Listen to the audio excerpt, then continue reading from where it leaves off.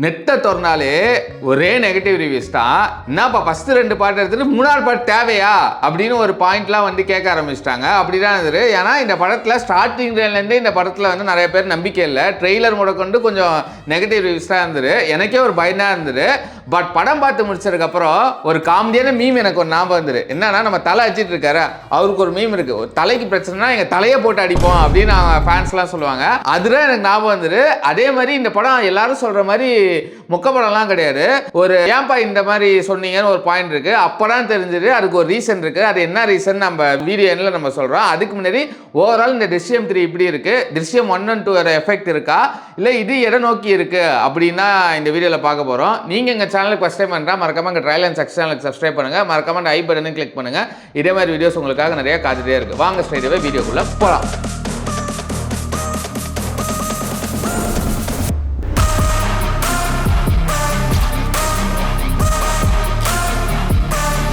திருஷ்யம் 1 and 2 என்னன்னா, ஒரு already நம்மளுக்கு தெரியும், ஜார்ஜ் குட்டின்னு ஒருத்தர் இருக்காரு. ஒரு கிரைம் நடக்குது. அந்த கிரைமை ஹைட் பண்றதுக்கு, ஒரு ஃபேமிலியை சேவ் பண்றதுக்கு எந்த எக்ஸ்ட்ரீம் வேணாலும் போவாரு அப்படின்னு இருக்கும்போது, இங்கேயுமே அதே ஸ்டோரி தான். அவர் ஃபேமிலியை காப்பாற்ற எந்த எக்ஸ்ட்ரீம் வேணாலும் போவார்னு இருக்கு. அதுக்கு ஒரு நாட்சி ஒன்று பண்றாரு. அதுதான் இங்க வந்து இன்னும் வேற லெவல் எக்ஸ்ட்ரீமா போறாரோன்னு ஒரு ஃபீல் கொடுத்துரு. அதுக்கான ஆன்சர் அந்த மீம்லேயே கூட உங்களுக்கு ஆன்சர் இருக்கு. அது ஒரு ஸ்பாய்லர் மீம் மாதிரி தான். பட் ஸ்டில் அதுதான் ஆக்சுவலாக இங்கே வந்து அவர் ஒரு ப்ரொடியூசர் ஆகிட்டாரு. அவர் பொண்ணுக்கும் கல்யாணம் பண்ணணும்னு நினைக்கிறாரு. அப்போ அவர் பொண்ணுக்கு கல்யாணம் ஃபிக்ஸ் பண்ணும்போது அவர் கேஸ் திருப்பி ரீஓப்பன் ஆகுது. அதுக்கப்புறம் இந்த படத்தில் என்ன நடக்குது, அதுதான் இந்த படத்தோட ஒன்லைன்னு சொல்லலாம். மோஸ்ட்டாக ஸ்பாய்லர் சொல்லாமே சொல்லியிருக்கேன், கொஞ்சம் அந்த ஸ்பாய்லர் உள்ளே வச்சு சொல்லியிருக்கேன். பட் ஸ்டில் இதுதான் அந்த ஒன்லைன். இந்த படத்தில் என்னென்ன பாசிட்டிவ்னு பார்த்துருவோம், அதுக்கப்புறம் என்னென்ன நெகட்டிவ்னு பார்த்துருக்கோம், என்ன கொஞ்சம் பெட்டராக இருந்திருக்கலாம் என்னை பொறுத்த வரைக்கும் அப்படின்னு ஒரு ஃபீல் இருக்குது. அதையும் நான் சொல்கிறேன். இந்த படத்தோட மிகப்பெரிய பாசிட்டிவ் என்னன்னா, இந்த படத்தோட ரைட்டிங் தான் சொல்ல முடியும். அந்த டைரக்டர் ஜி2 ஜோசப் எடுத்த டிசிஷன் கூட சொல்லலாம். இது எந்த அளவு ஒர்க் அவுட் ஆகுமான்னு எனக்கு தெரியல. பட் என்னை பொறுத்த வரைக்கும் ஒரு கேரக்டர் ட்ரிவன் படமாக தான் நான் பார்க்குறேன். மோர் ட்ராமாவாக தான் பார்க்குறேன். அந்த ட்ராமா வந்து எனக்கு ஒர்க் அவுட் ஆச்சுன்னு கூட சொல்லலாம். ஆக்சுவலாக 2 பாட்டுமே ஜார்ஜ் குட்டியோட வல்னரபிலிட்டி டு தி எக்ஸ்ட்ரீம் ஃபேமிலியை சேவ் பண்ணுறதுனா இருக்குது. இதுவுமே இருக்குது. பட் இன்னும் இதை டீட்டெயிலாக எழுதுன மாதிரியே இருக்குது. One of the best written character written ரோல்னு கூட சொல்லலாம்.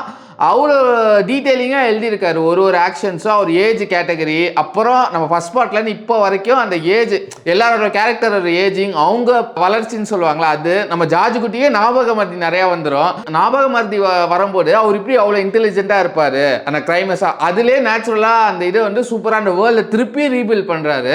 ஒரு 3rd பார்ட்டாக இந்த ரீபில்டிங்கை எடுத்துகிட்டு போகிறது ரொம்ப கஷ்டம். அது சூப்பராகவே பண்ணியிருக்காரு. அதுதான் ஒரு கிட்டத்தட்ட ஒரு ஹாஃபே எடுத்துக்கிட்டாரு. அங்கே தான் வந்து நம்ம மக்களுக்கு வந்து இப்படி ரிஃப்ளெக்ட் ஆகுன்னு தெரியல. பட் என்னை பொறுத்த வரைக்கும் ஒரு சூப்பரான கேரக்டர் ரைட்டிங். அதை சூப்பராக மோகன்லால் நடிச்சிருக்காரு. சின்ன சின்ன ரியாக்ஷன், சின்ன சின்ன சீன்ஸில் சூப்பராக மிரட்டிட்டாரு. நிறையா சீன்ஸ் இருந்துருப்பா, இதெல்லாம் மோகன்லால் தான்ப்பா பண்ண முடியும் அப்படின்னு இருந்த மாதிரி ஒரு ஃபீலு. ரொம்ப நாளுக்கு அப்புறம் மோகன்லால் ஆஸ் ஆக்டருக்காக நிறைய டிவி போட்ட படமாக நான் திருப்பி நான் பார்க்குறேன். சூப்பர் அவுட்ஸ்டாண்டிங் பர்ஃபார்மன்ஸ் தான் நான் சொல்ல முடியும் மோகன்லால் கிட்டேருந்து. ஒருத்தர் தான்.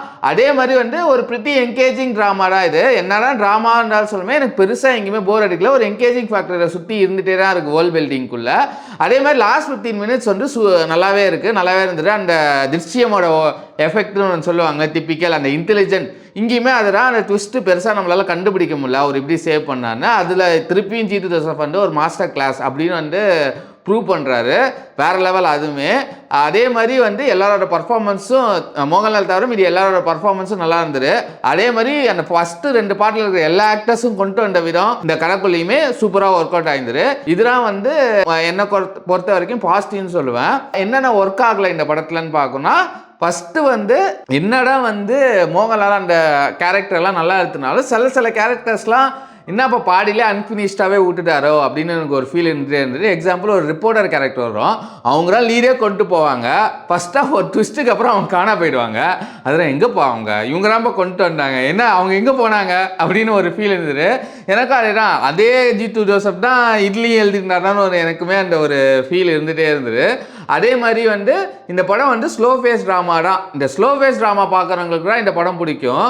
பட் ஸ்டில் அந்த திருஷ்யம் 1 and 2 ஃபேன்ஸ்னு ஒரு த்ரில் ஃபேக்டர் நினச்சி வருவாங்களா, அவங்களுக்கு வேணால் டிசப்பாயிண்ட்டாக ஆகலான்னு ஒரு ஃபீல் இருக்கும். ஏன்னா இவங்க ஒரு ஃப்ரான்ச்சைஸை பில்ட் பண்ணிட்டாங்க.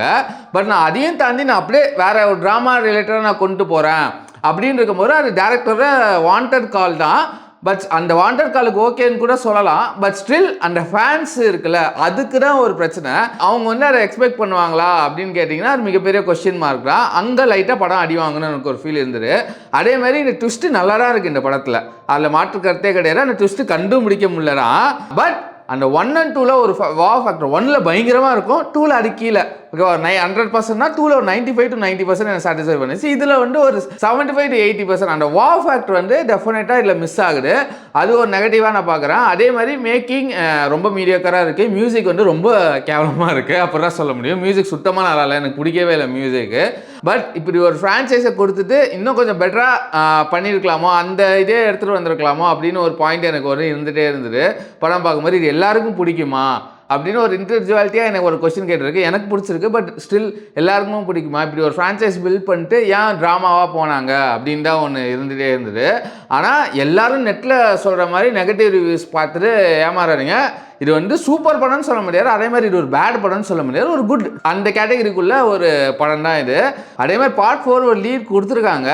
அதுவும் கூட எனக்கு இன்ட்ரெஸ்டிங்காக தான் இருக்குது. எனக்கு பொறுத்த வரைக்கும் ஓகே, என்ன வச்சுருக்காரு இன் ஸ்டோர் அப்படின்னு ஒன்று இருக்குது, அதுவுமே நான் எக்ஸ்பெக்ட் பண்ணிட்டு தான் இருக்கேன். அதை தாண்டி நான் ஒன்று சொன்னல, ஏன் இந்த படத்துக்கு நெகட்டிவ் ரிவ்யூஸ் வருதுன்னு. என்ன பிரச்சனைனா, ஹிந்தி மார்க்கெட்டில் வந்து இவர் ரைட்ஸ் தரமாட்டேன்னு சொல்லிட்டாரு இந்த ஸ்டோரியை. அதனால வந்து நம்ம ஹிந்தி மார்க்கெட் அவங்களே ஒரு ஸ்டோரி யோசிச்சு எழுத போகிறாங்க. மேபி அதனால கூட இருக்கலாம்.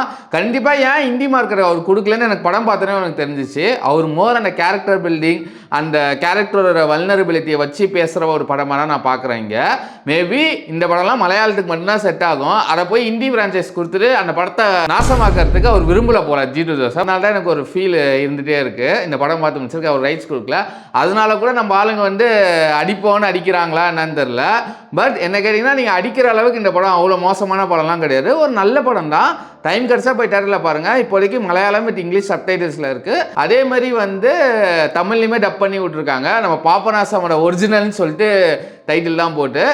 டைம் கிடச்சா போய் பாருங்கள், நல்ல ஒரு படம் தான். பார்த்துட்டு உங்கள் வீசை மறக்காமல் கமெண்ட் செக்ஷனில் பதிவு பண்ணுங்கள். அதே மாதிரி நான் ஃபஸ்ட்டு ஒரு மீன் சொன்னேன், தலைக்கு ஒரு பிரச்சனை தலையாடி போனேன். அது ஏன் சொன்னேன்னு படம் பார்த்துட்டு வந்து நீங்கள் கண்டுபிடிச்சிட்டிங்கன்னா கரெக்டாக கமெண்ட் செக்ஷன் அதையும் சொல்லுங்கள். நீங்கள் எங்கள் சேனலுக்கு ஃபஸ்ட் டைம் பண்ணால் மறக்காம ட்ரையல் அண்ட் சக்ஸஸ் சேனலுக்கு சப்ஸ்கிரைப் பண்ணுங்கள். இதே மாதிரி வீடியோஸ் நாங்கள் போட்டு அப்புறம் உங்களுக்கு தெரியும்.